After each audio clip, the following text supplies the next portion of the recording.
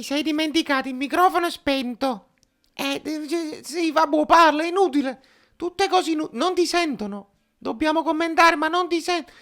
Bravo, sì. Non si sente il microfono. Se non si sente il microfono, come faccio? State buono. Cominciamo. È un martedì pazzesco. Rumori incredibili, rumori. Qua serve un aumento di stipendio.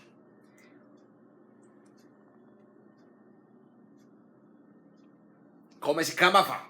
No, ma dite la verità, chiama fa, poi saprete. Amici bellini, e allora, voi avete visto, insomma, io ho messo a lavorare il mio subalterno, che speriamo, non lo so, perché voi adesso che guardate, insomma, il video è martedì, io sto dormendo, mi sto facendo un buon martedì. Come bella, fluido.net, le magliette che non ti aspetta. Cringe! Anche questo è vero, iscrivetevi al canale, lasciate un like, controllate le cose sul mio store perché potrebbero piacervi. E andiamo a parlare di questa partita, il trappolone. Dovete darmi atto che vi ho detto per tutta la settimana che era il trappolone possibile. Vi ho detto che il Sersi di Crotone, o meglio il Crotone di Sersi, vabbè.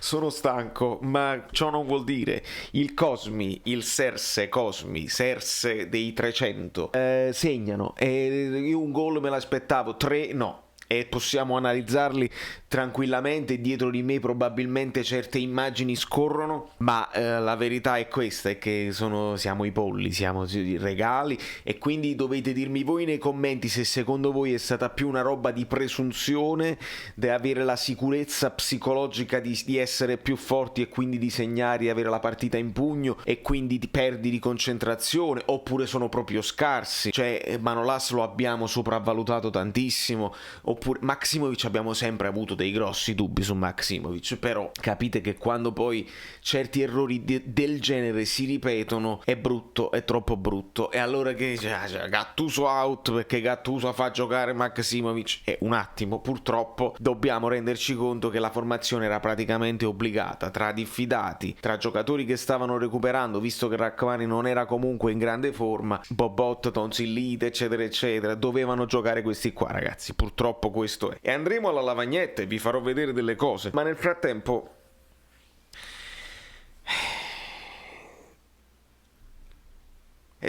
andiamo alla lavagnetta con un Amrabat CC Cocò di questo livello. Allora, è presto detto, ragazzi, era un 4-2-3-1, ma vero e proprio, perché non c'è Zielinski che è ibrido, c'è Mertens che è a tutti gli effetti una seconda punta. È a tutti gli effetti una seconda punta e fa movimenti anche da prima punta, ed è quello che io devo sottolineare anche con l'ausilio delle immagini. Se avessi la possibilità di mostrarvi le immagini, no, c'è il copyright, la Lega eccetera eccetera, non ha importanza. Facciamo un pochino di considerazioni. Meret fondamentalmente incolpevole sui gol presi, però un pochino di disattenzione quando pallone che gli stava scivolando si è dovuto accasciare, una paratuccia su Onas l'ha fatta, però non mi sono sentito sicurissimo, devo dirvi la verità. Mentre Di Lorenzo è scritto in maiuscolo perché è l'uomo partita. Il primo assist che sblocca la partita per Insigne è una perla perché va in dribbling, si sovrappone costantemente a Politano ed è sempre un pericolo. Dopodiché la conclude lui con un tiro chirurgico di sinistro alla Politano, se vogliamo, rientra sul sinistro e tira, il sinistro glielo devono concedere, lui trova l'angolino e il Napoli si porta a casa 3 punti, fatemi dire subito, meritati, perché guardate gli XG, non c'è dubbio, il Napoli ha creato i presupposti per segnare almeno 3 gol facili e puliti, mentre il Crotone, nonostante ne abbia fatti 3 che sono dei regali esagerati, fondamentalmente uno ne meritavano, non di più. È quello proprio che vi avevo detto che dovevamo prenderci in saccoccia da statistica,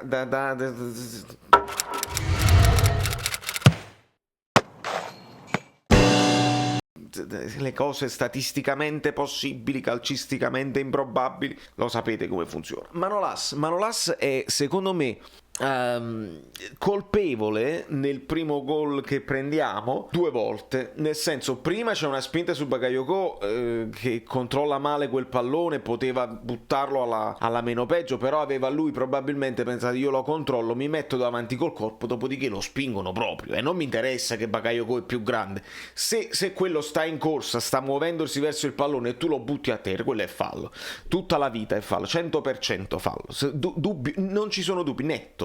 Però dopodiché hai la possibilità di metterci una pezza, c'è l'errore, uno deve rompere la linea e l'altro deve rimanere, rompono la linea insieme sia Maksimovic che Manolas, dopodiché succede un macello poi dopo perché Di Lorenzo va a chiudere alla disperata, si perde ovviamente l'uomo, quando va a chiudere colpisce il pallone Manolas, il pallone ritorna a Manolas, là lo puoi far sparire dopo varie schifezze e invece no, gliela dà piano piano a Benali che poi mette il cross su quello là, su Simi che era rimasto da solo, vabbè, quindi il primo regalo è così. Il secondo regalo, vorrei parlare di Maksimovic, ma quello arriverà poi sul terzo regalo.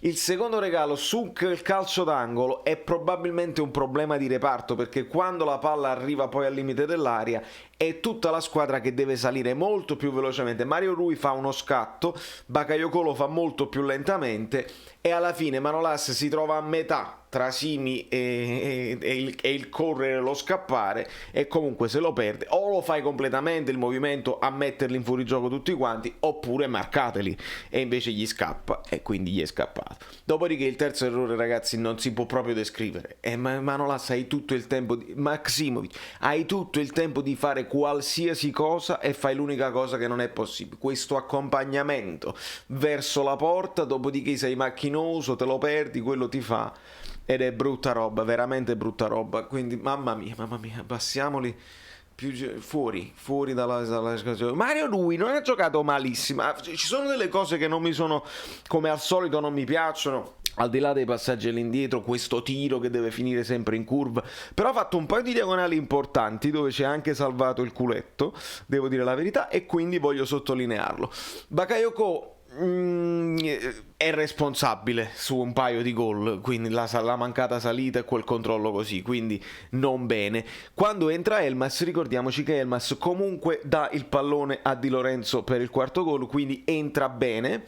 Fabian ha giocato benissimo, Fabian, fatemelo dire, ha fatto un grandioso primo tempo, gli scambi con Insigne che poi portano al gol di Osimhen, una roba spettacolare, sempre molto presente nel vivo del gioco, si fa vedere, cambi di gioco continui, cambi di gioco che fa, per dire la verità, anche Politano, che riesce a imbeccare una volta Osimhen, una volta Insigne, si muove bene insieme a Di Lorenzo che gli dà sempre la sovrapposizione. Buona la partita di Politano, non la sottovalutate. Poi entra Lozano, si muove subito bene e crea comunque dei presupposti. Insigne straordinario per me anche oggi, voglio dire, il gol lo trova su deviazione, va bene, ma si trova lì e si trova bene lì. L'assist che fa per Osimhen è una magia vera e propria, perché non vi permettete Marocchi ha detto che l'ha fatto a Maz, Marocchi come vi viene in mente? Quello guarda solo al centro, quando mai? Quello voleva proprio fare così e lo fa, incredibile. Dopodiché le cose belle sono questo ragazzo qua che è belga però è napoletano, che fa tutti i movimenti della prima punta, fa tutti i movimenti ad accompagnare. Voi dite che sotto punta non va bene, non voi amici bellini, voi lo sapete. Qualcuno dice che sotto punta Mertens non va bene, a me piace e a me piace pure molto. Lasciamo perdere la sua abilità balistica sui calci di punizione, che è indubbia ed è sempre stata indubbia, ma sono i movimenti che fa. Si porta a casa anche una traversa e si porta appresso le difese, perché su gol di Insigne lui fa quel movimento che ti schiaccia la difesa e Insigne può tirare indisturbato. Fa molto bene anche Osimhen ieri, perché lotta su tutti i palloni, rubacchia qua e là, si arruba qualche pallone dalla difesa, fa i movimenti, si fa trovare pronto per il tap-in vincente. Anche Petagna, voglio sottolineare, Zielinski così un po' appannato, ma Petagnone mi è piaciuto come è entrato, perché proprio sul finalissimo è riuscito a mantenere la calma, a mantenere il pallone, si gira, guadagna un po' di tempo e quindi ci portiamo questi 3 punti a casa fondamentali. Ma fondamentali per che cosa, ragazzi? Per continuare a sperare in un miracolone, perché io lo so che voi adesso state guardando la classifica e dite siamo a 4 punti dal Milan con una partita in meno. Vi devo ricordare che la partita in meno è contro la Juventus a Torino, dove noi storicamente non è che abbiamo un grande record di vittorie incredibili. Certo, ci arriviamo in buona forma, certo, loro ci arrivano in forma così e così. A maggior ragione, ragazzi miei, vi devo dire, a maggior ragione, non voglio rovinarvi i sogni e le cose, ma è complicatissima, e se andate a vedere tutti gli scontri diretti, tutte le partite del finale di campionato, ragazzi, è ancora molto difficile, perché abbiamo fatto uno score incredibile, manteniamo uno stato di forma da scudetto come l'Inter quasi, perché se avessimo vinto anche con il Sassuolo sarebbe stato un filotto incredibile, pazzesco, e l'avevamo praticamente vinta. L'Inter non molla, il Milan arranca e sta sempre comunque molto su, l'Atalanta non molla, la Juve arranca e stiamo lì e dobbiamo recuperare questa partita. Se ci battono si fanno 3 punti avanti, si mettono veramente, vi rendete conto, nonostante tutte le problematiche di Pirlo, si mettono in condizione che possono scavalcare il Milan loro,